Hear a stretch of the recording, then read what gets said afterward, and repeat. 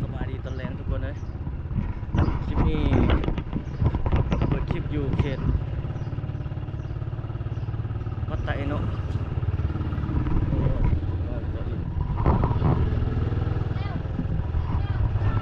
ไปเท้าที่ไปตัดผมทุกคนมานี่ตัดผมแต่ว่าสิพาอัปเดตบนเขตนี้ก่อนวันนี้ที่ไปตัดอยู่นี่วันนี้อยู่แถวบ้านนาคำนี่แต่ว่าบู๊ห้านเขาเจ้าสิเปิดหรือบอกนะลองเบิ่งตัวจริงเดี๋ยวที่เราไปตัดอยู่ปากทางพุ่นเนาะเดี๋ยวไปลองห้านอันนี้มันประมาณเท่าไรก่อนเราตัดพุ่นนะ40,000 กีบเหรอแต่ว่าปากทางพุ่น35โอ้น้ำมันนี่ผมเดี๋ยวเบิ่งกันน้ำมันนี่ใส่น้ำมันอีกจะ50,000เนี่ยแต่ก็ยังอยู่ ใส่สกัวเมียนเนาะน้ำมันยังที่มาหลายเท่าไรก็20 ล้านลิตรที่จะมาทั้งโซเวียตนาม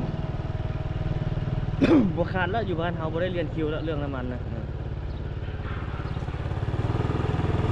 แต่ว่าอยู่ไทยน้องสาวก็ได้เรียนคิวอยู่แต่ว่าเขาเจ้ามีอยู่แต่เขาเจ้าประหยัดไส้นะไทยเขาเจ้าใส่ให้แบบมีกำหนดนะแต่ถ้าว่าน้ำมันสำรองเขาเจ้ามีแต่เขาว่าเขาเจ้าบ่จะใส่ให้ป่วยแบบบ่ให้ฟุ่มเฟือยนะแต่เขาจะเข้าไปข้างหน้า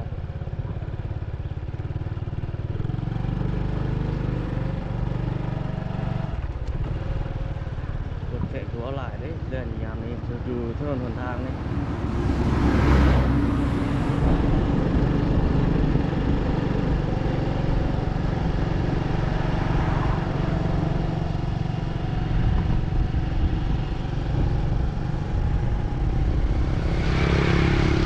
ก็มีเขาเจ้าเฮ็ดใหม่เลยปรับปรุงปรับภาพย่อภาพที่เมื่อกี้มันเป็นภาพกว้างเกินไปเนาะมันย่อเข้ามาอีก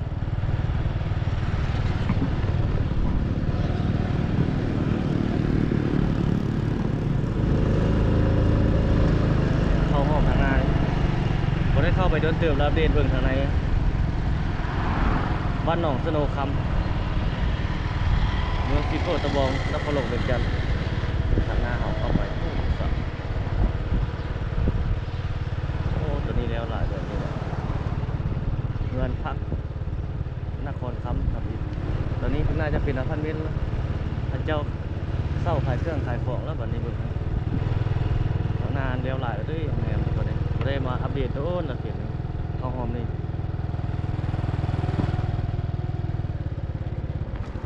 โรงแรมเอเชียนใหญ่เลยเข้าไปไหนพวงยาวเขาตัวนี้กำลังสร้างคณะเขา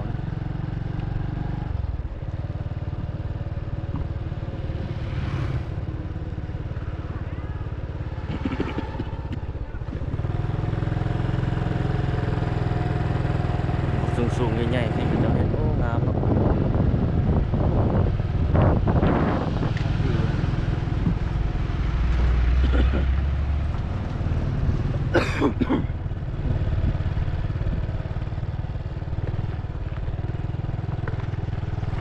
น่าจะแล้วหลายแล้วเก็บไปเพิ่งตัวนั้นเลยตอนน้องสโนว์คัมเห็น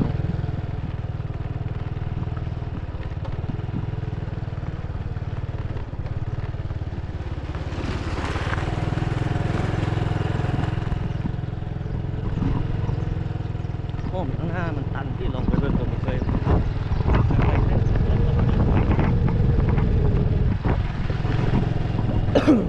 เป็นไอยังพูดอย่างดีทุกคนเลยเข้ามาแถวนี้ทางไหนเป็นบริษัทก็เจ้าเข้าไปหมดเลยเป็นบริษัทก่อนเลย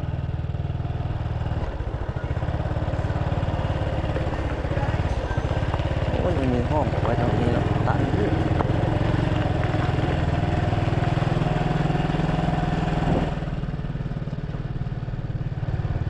ตันมีห้องแถวอยู่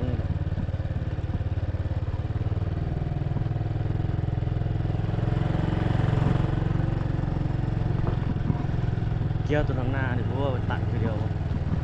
น่าจะตัดทีเดียวที่ทางหน้านี่ก็บ่เคยเข้ามาเลย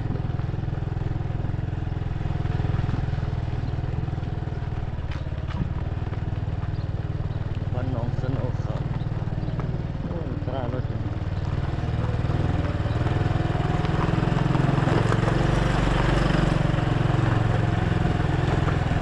น่าจะตันนี่ก็ได้เบิ่งนี่โอ้ยยังมีดินกว้างอยู่บ่ตันเด้หอมนี่เบิ่งรถเขาเจ้าเที่ยวมาอยู่นี่แต่ว่าเฮาสิเบิ่งแค่เบิ่งตามแผนที่เบิ่ง GPS ก็ฮู้คือกันตันบ่ตันเฮาบ่เบิ่งนะแบบไปแบบลุ้นๆไปเลย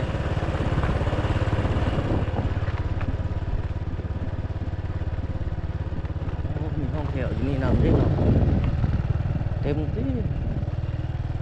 อยากได้ห้องนึงแถวก็ได้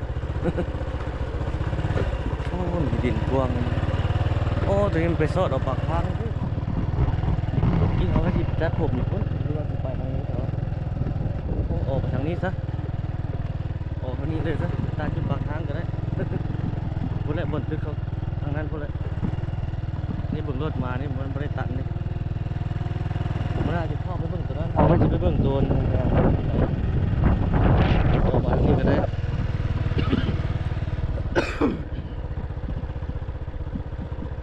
อ๋อตัวนี้ไปซอดที่นั่นดิอ๋ออ๋อตัวนี้เราก็เคยเข้ามาแล้วตัวนี้จะไปซอดเป็นทางลัดอันนี้ครับ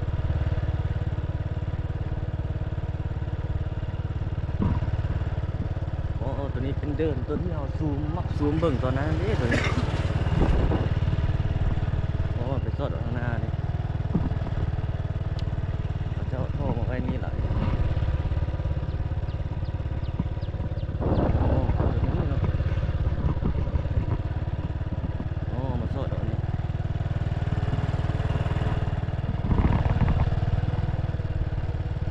ไปตัดไม้นั่นเลยซะไปปักทางคือเก่าซะ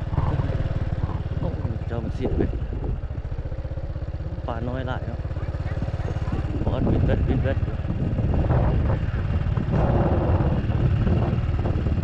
ถึงน้อยสิ้นเวทอยู่โอ้มีป่าน้อยบอลหลาย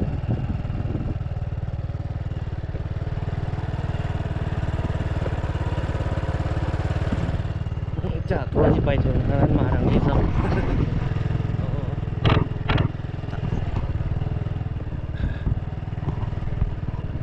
นี่เขาเจ้าที่อย่างไรดินเขาเจ้าได้นี่น่าจะมีโครงการเลย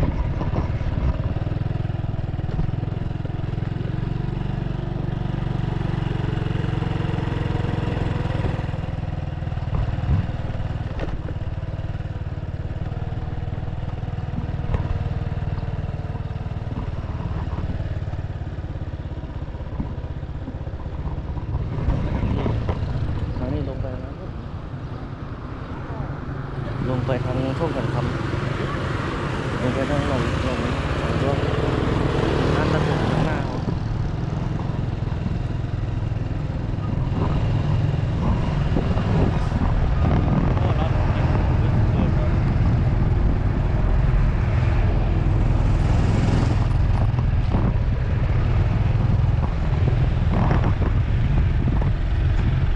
ท่านรับบินกลับไปนะครับ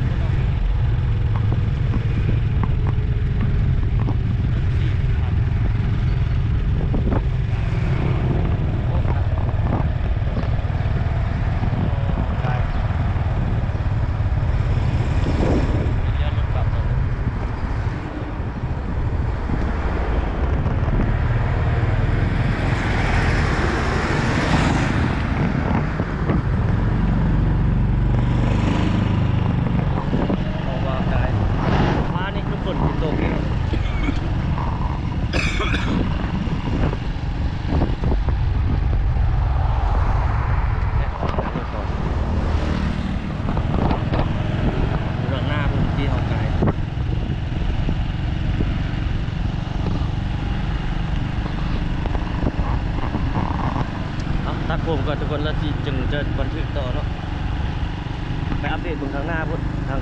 ต่อไปบนมีโรงแรมอยู่เขตบ้านนั่นน่ะดงอาโซนตัดผมแล้ว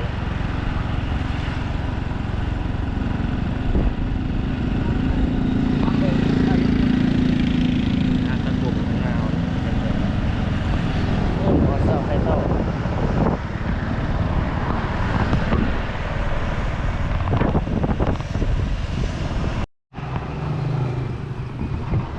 โอเค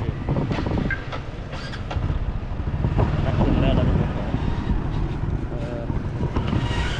ไปรอต่อไปข้างหลังมาตัดตลอด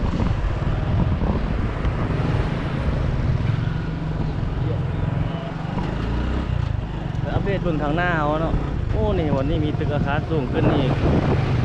ได้ประมาณนี้แล้วอัปเดตเบื้องอาคารอยู่ทางหน้าเอาตัวใหญ่ๆอะ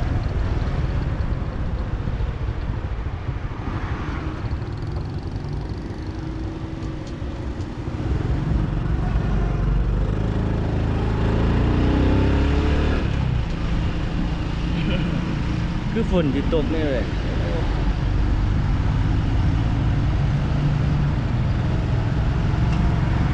ทางนั้นเข้าไปทางเที่ยงเลยตอนนั้น ทางนั้นเราไปทางตรงนั้นตรงนั้นโซ่โอ้เขาปิดกล้องไว้หมดพวกเลยโรงแรมอยู่กันเลย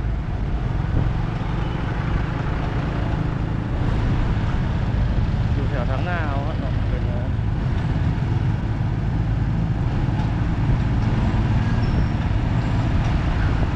โอเคทางหน้าเอาดูที่อัปเดตนี่ก็เที่ยวก็แบบนี้เขาห้องนี้แหละโอ้รถหลาย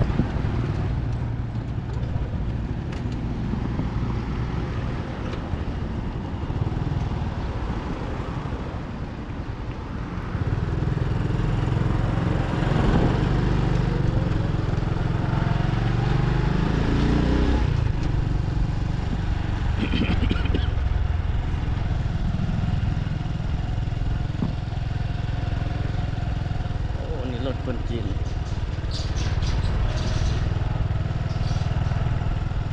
รถหรู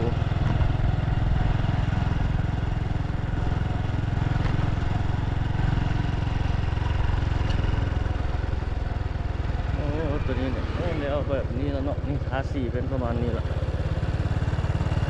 ข้างหน้านี่เป็นสวนหญ้าโอ้ดูหลาได้โอ้เจ้าชินอย่างนี่ทางหน้านี่มีแล้วโอ้นครหลวงเมืองจันทร์ศูนย์การค้านี่เขาเว้าแล้วคนนี้นี่บอกโคตรใหญ่เลยอ๋อโอ้ใหญ่ขนาดเลยเป็นประมาณนี้แบบว่าเขาเจ้าเห็นแล้วเนาะมีตึกอ้อมเนาะโอ้ใหญ่ขนาด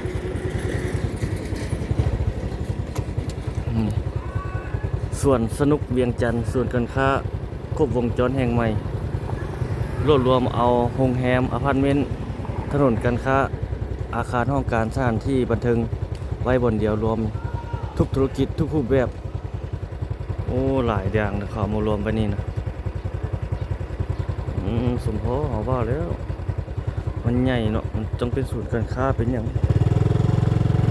โรงแรมศูนย์การค้านี่ตัวนี้เขาเห็นแล้วมันใหญ่แบบนี้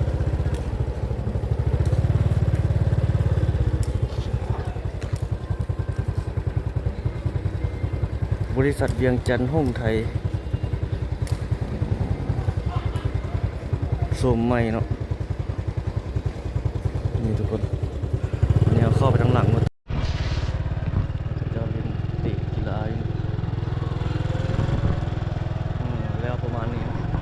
มีศูนย์การค้ามีโรงแรมสถานที่บันเทิงครบสุดเนาะอยู่ในนี้โอ้ใหญ่เลยบ่อนเดียวครบทุกวงจร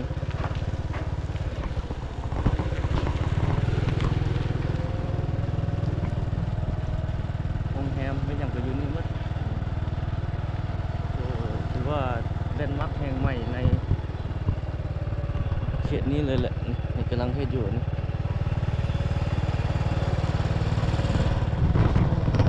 ใหญ่โตมโหฬาร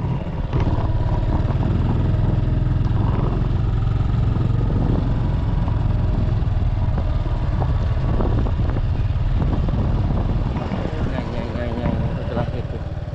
มีสระว่ายน้ำมีอย่างอยู่ในมีสวนสนุก มันบ่เกียดเลยมีส่วนเด็กเล่นเด็กน้อยเล่นแบบไอเต็กนั่นนะโอ้เขาเจ้าลงทุนนี่บ่แม่นน้อยๆเลยทุกคนให้มหาศาลเลยนะเห็นแล้วมาในครบวงจรอยู่ในนี่นะห้องโกะห้องการสถานที่บันเทิงโรงแรมศูนย์การค้ายอดเลยเนาะเขตบ้านดงนาโซกเดี๋ยวเห็นคือเมื่อกี้เนี่ยทุกคนคือรูปแบบเพิ่นเอาไปโซใส่เมื่อกี้หั่นน่ะโอ้แลนด์มาร์คแห่งใหม่ใหญ่สุดในเขตนี้เลยนี่นะใหญ่ก่อนศูนย์การค้าเวียงจันทร์เซ็นเตอร์ภาคสันนี่อีกเลยนี่มันมีครบวงจรเลยตัวนั้นก็มีหลายคือกันแต่ตัวนี้น่าจะมีความแบบเข้มข้นกว่านะมันมีหลายกิจกรรมมีหลายอย่างมีหลายบริษัทมีหลายแนวมารวมอยู่บนจุดเดียวมันครบจบในม้วนเดียวเลยจุดเดียวเลยจุดเดียวบริษัทเดียวเลย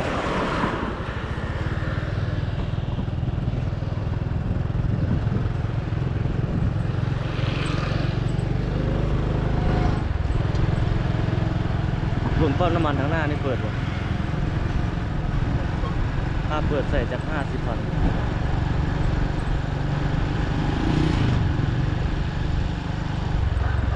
อยากเข้าตาคันตาแบบ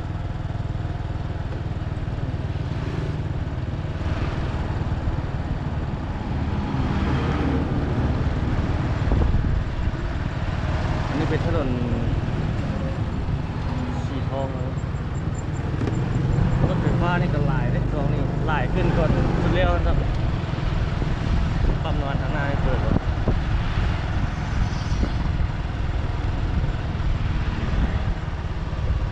เปิดอยู่เนาะ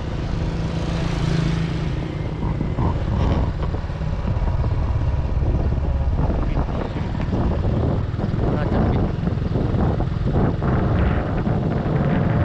ใส่ตัวเดียว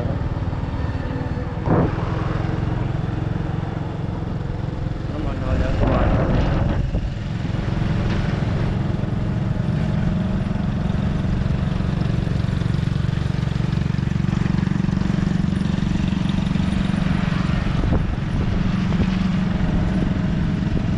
ยังมีดินว่างนี่นี่ก็อีกโดนเลยดินเก่าดินว่างให้ราคามาให้เขาเจ้าปล่อยให้เช่าให้เอาไปเลยยังได้ราคาเฉยๆ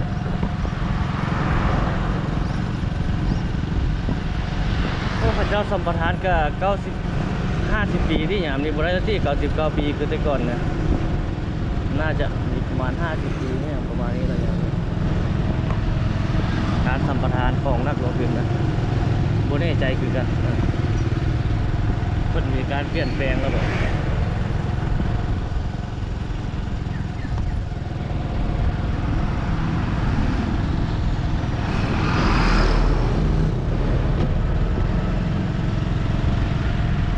สาวทางเรา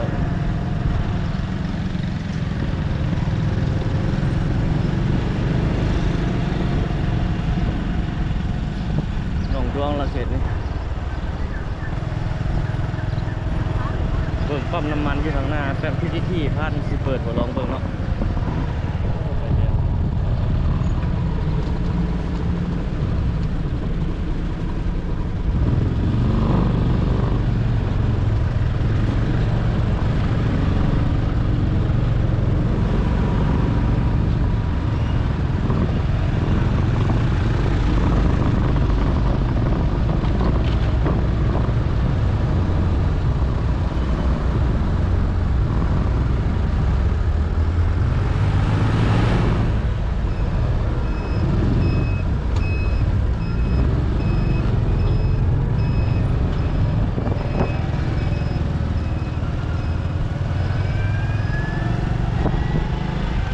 เข้ามาเป็นถนนละเส้นเส้น2เหมือน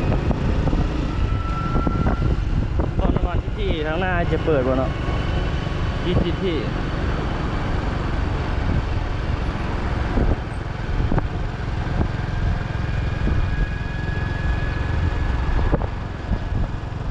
ครงการคนจีนอยู่บ้านเฮานี่หลายเป็นโครงการใหญ่ๆที่ทางหน้าตัวนั้นก็แม่นเลยโครงการคนจีนสวนสาธารณะใหม่จะมีงานของร้านค้ามีการแสดงศิลปะวรรณคดีนำ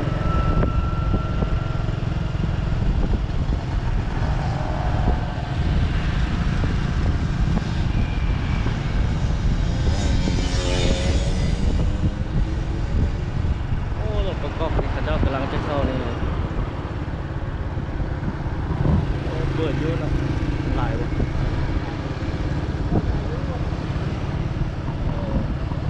คนได้เรียนคิวเลยคนนั้น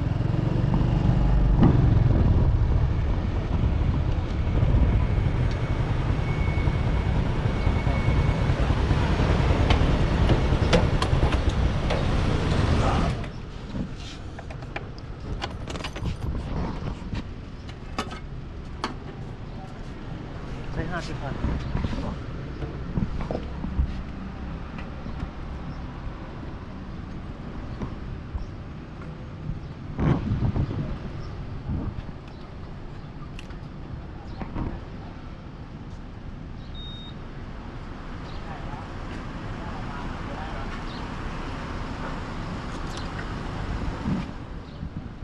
โอ้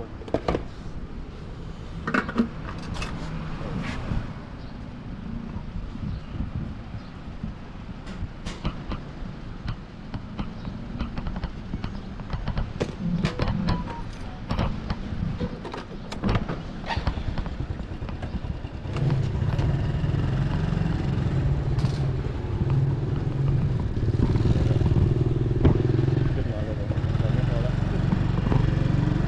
ป่าไว้บนเรือลงอีกนี่ก็ขึ้นอีกไม่ถึงแล้วน้ำมันเนาะ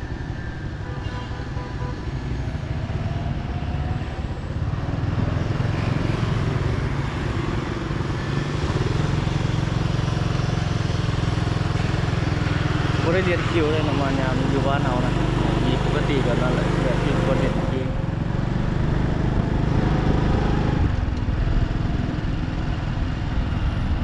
ห้องมันมีโซนเดี๋ยวห้องนั้น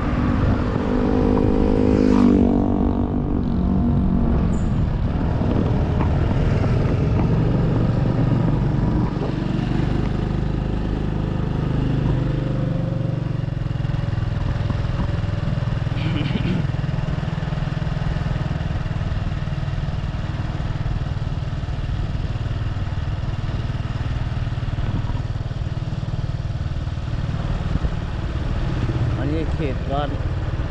เบื้องอันน่ะซ้ายมือเป็นบ้านขุนตา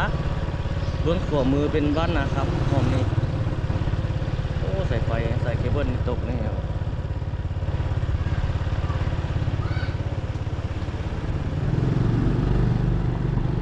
ประเทศใหม่ผู้สอบไปทางหน้าแล้ว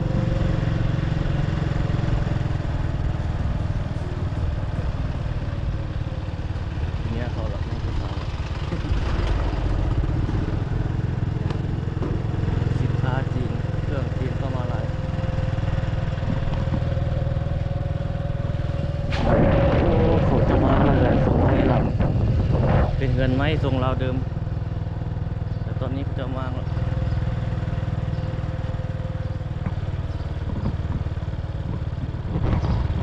โรงแรมลีลีฟงโรงแรมคนจีนเนาะลีฟง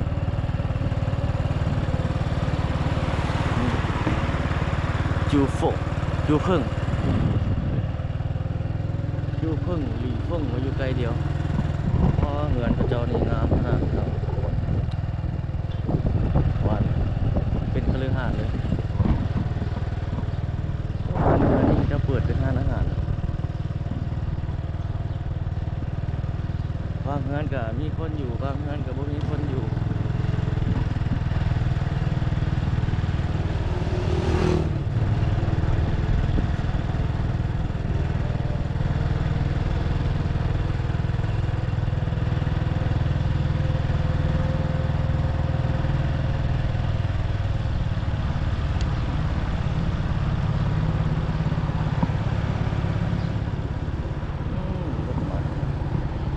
รถ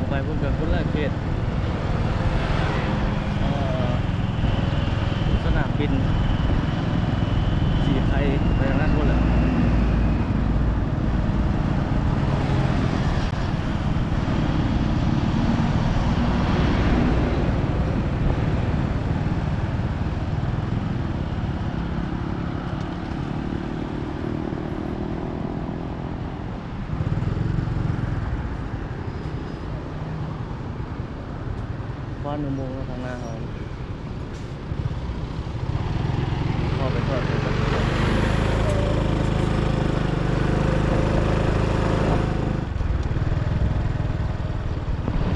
นี่แถวนี้นี่คนจีนมาเช่าหลายอันนี้ส่วนหลายไม่ใช่คนจีนมาเช่าเฮ็ดเช่าอยู่นี่ก็กำลังเฮ็ดกำลังแปลงนี่โอ้ฝนนี่ตกเลยแม่ลงมา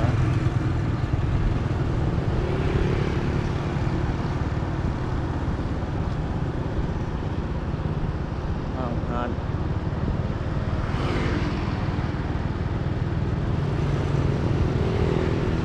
บ้านหนองปะไน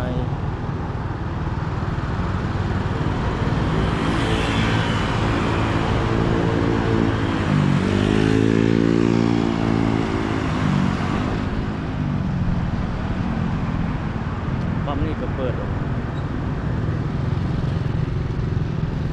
แต่ว่าผมมีคนมาใส่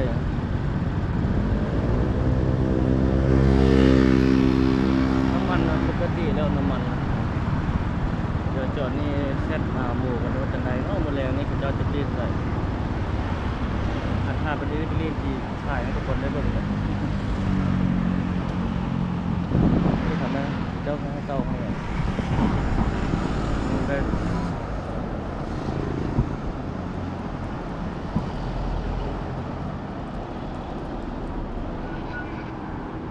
บอกเขาแล้ว10 โล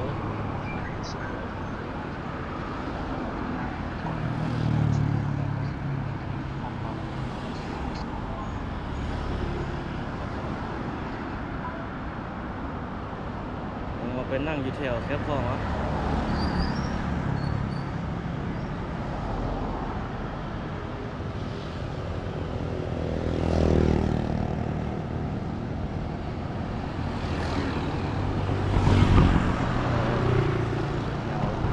คลิปนี้ประมาณนี้ก่อนเด้อทุกคนขอบใจทุกท่านที่เข้ามาชมทุกคนเอาไว้พบกันใหม่ในคลิปถัดไปครับ